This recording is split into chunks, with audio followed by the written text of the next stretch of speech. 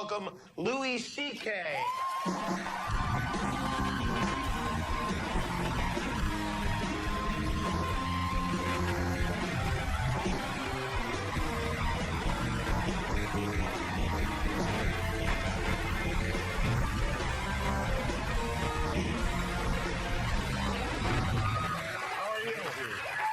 I'm doing good. I was just happened to chat with you briefly backstage, and the new show. I got to see a couple of episodes, and it's so funny. The season is and great. Not just funny, but also just excellent.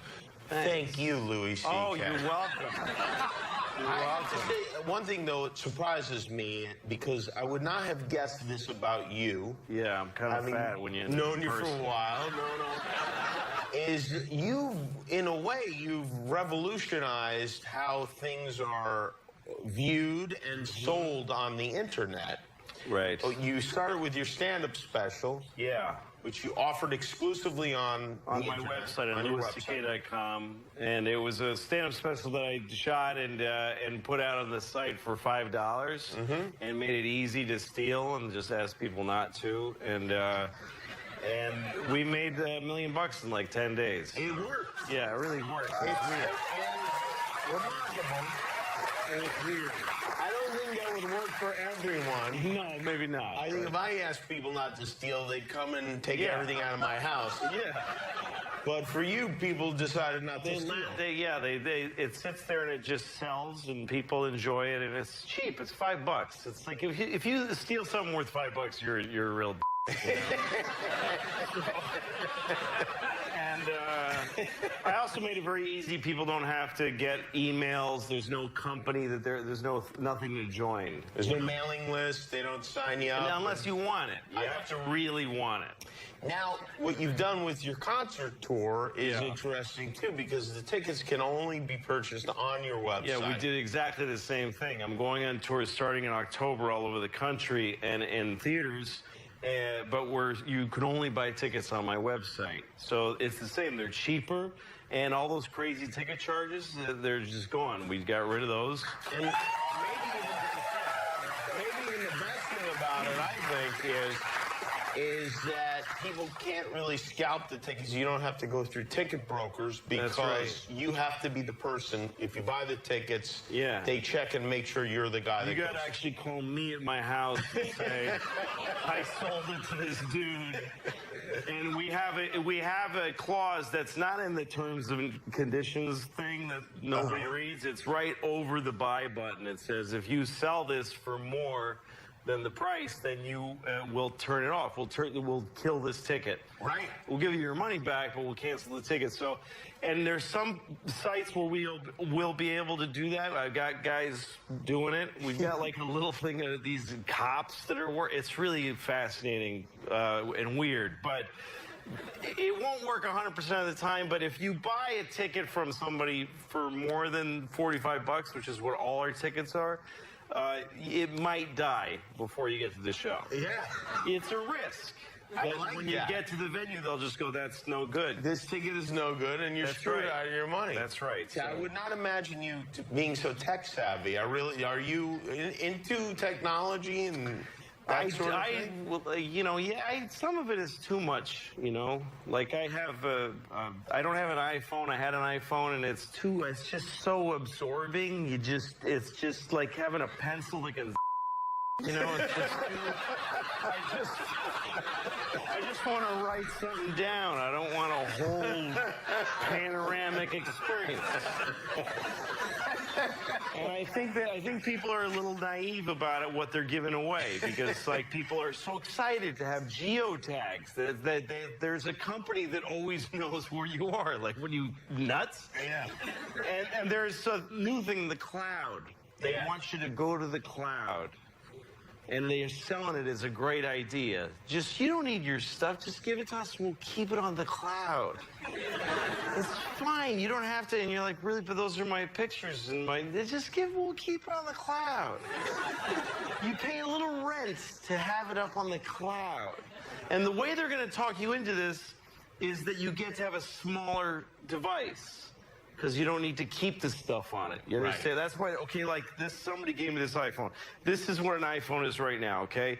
Now, it's gonna, when they tell you you want to keep it on the cloud, they're gonna say, this is the iPhone now. The next iPhone is just gonna be this. It's just gonna be this, and it's just gonna be this thing, because you need this to store all your movies and stuff on. But you're just gonna have this, and you just rub and go, "Oh, I want to see Tom Cruise." And Tom Cruise will be all around your face, and then you want to see, Selma Hayek, and then you take it and you that's how it's gonna work. I'll give you $10,000 for that thing right now. Wow. All right, so that's how it's you're gonna work. reminding me a little bit of the Unabomber, but I think that's okay. I think that's all right. I won't touch that. Have you been enjoying your success? Because you're a guy that every comedian loved for a long time, but most people didn't know about you, and now a lot of people know about you. Yeah. And in my imagination, that doesn't work for you. I don't know. Is it a good thing? Well, it's weird. I'm at odds with it. I don't like when I'm kind of famous, and it makes me uncomfortable because I'm just a guy, and so sometimes people come up to me in the street and they say stuff, and that's kind of nice, Sometimes I'm with my kids and they do it, and they just don't give a shit about my kid. They just step between me and my child and say, "Hey, dude, I want a picture," or whatever. Yeah. People don't care about children. People don't respect children. If I'm with a lot of times I'll be with my daughter and she'll be crying. A lot of times she's crying. So she'll be crying because I'm a bad father. But so this happens to me a lot. My daughter's crying, and some lady sticks her face in my kid's face and goes, "Why are you crying?" Great. Yeah, first of all, no one cries unless it's intensely personal. Nobody cries for something that you would just tell a stranger. "Oh, because my mother doesn't love me." Or what are you... Why are you... And whenever she's crying, you are definitely not the solution with your big, red, meaty, gonna die soon face. Yes. But you did, you've gotten maybe the greatest validation you could get as a comic and an actor, which is, and not the Emmy nomination was I'm great. not sure what you're talking about. You're probably, but it's being asked to be in a Woody Allen movie. That's right, yeah.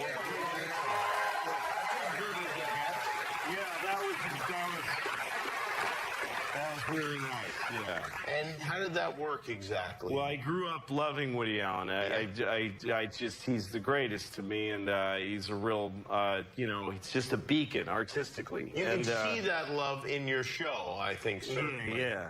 And so I found out that he was interested in me being in a movie, but he wanted me to read for it. He wanted me to audition, but he wanted to meet me in audition. So I went to see him in his office, and my heart was pounding. It was really difficult. Yeah. And he was very nice, and he said, I know you can act, but I just want to see you try this part because it's a really tough guy, like tougher than you in person. So I tried to be this kind of tough guy, but my heart was beating, like I was really nervous. Well, it's probably good. Well, tough guys don't get nervous. Yeah, but if your heart stops beating, you die. That's right. That's right. That's a good point. So you got to be grateful. So you obviously you did well. I know. I tanked it. I didn't get the part. And so he said, "Here's another part, way smaller." And I'm happy with the little part. Wow. I'm so happy with the little part because the other one made me nervous. It's a really tough guy. So then I find out that they gave that part to Andrew Dice Clay. It's true. He's true. Dice is playing. First of all, the fact that I auditioned for a part that Dice got is really you two are bizarre. interchangeable. Oh, totally. But so Dice got the part. And I know him. Oh, you do know him? Yeah, okay. So he called me to both of us say, "Hey, we're in this movie," and he told me his story of him meeting Woody.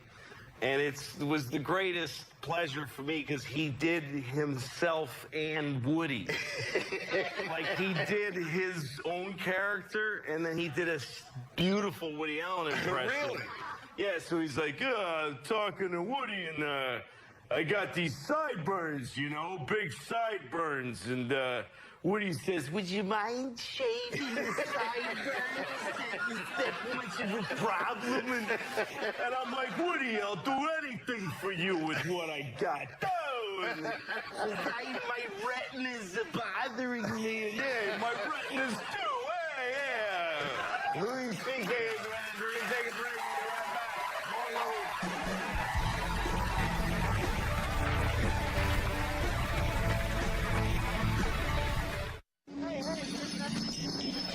That's my car. Okay. Well, I gotta get it out of there. We're working. Well, you didn't say you guys were gonna be doing all that. Well, they shouldn't have parked there. What the hell are you guys doing anyway? I don't know.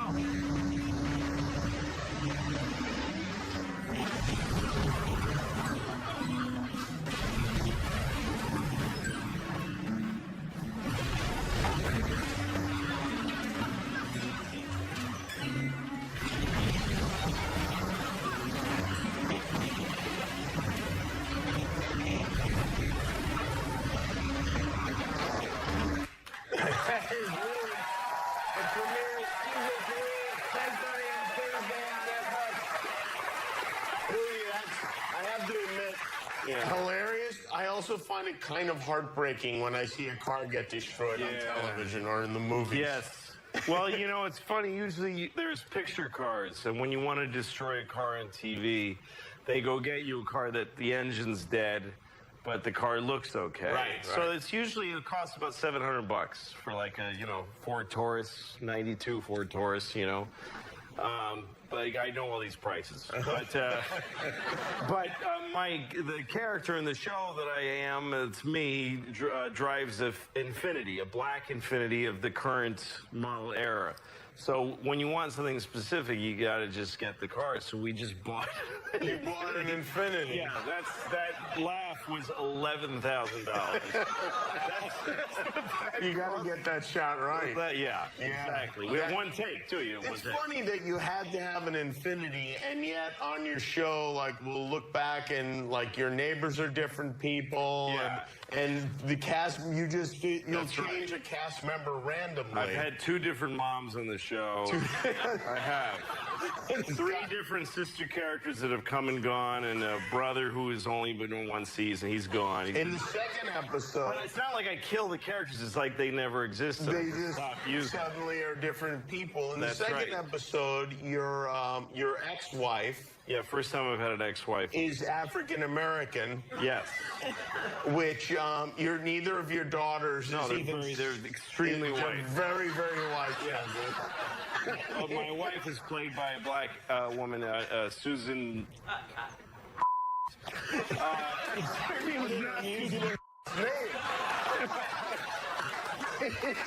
You just find out later. Is she related to Larry?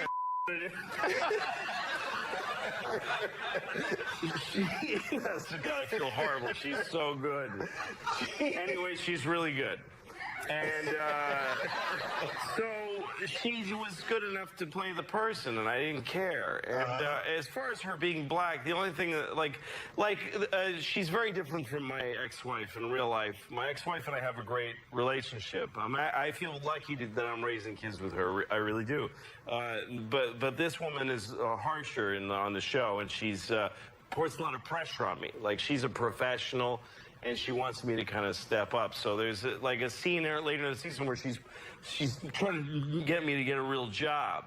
And when a black woman tells you to get a job, it's just more. Get a job. Like, it just hurts more. It's just, so that's You listen exactly. So closely. she's just bringing a different palette of ideas and, language that I wouldn't have. You're very flexible when it comes Yeah, to if humans. the character works for the show, Not then so much I don't with care cars. about the racial, but it's got to be a black Infiniti. It's got to be a black Infiniti. Your concert tour, and Yeah. tell me if this is correct. You Yeah. guys sold 80,000 tickets in one day. Yeah. Online. That's right. Are there any tickets left? There's very few.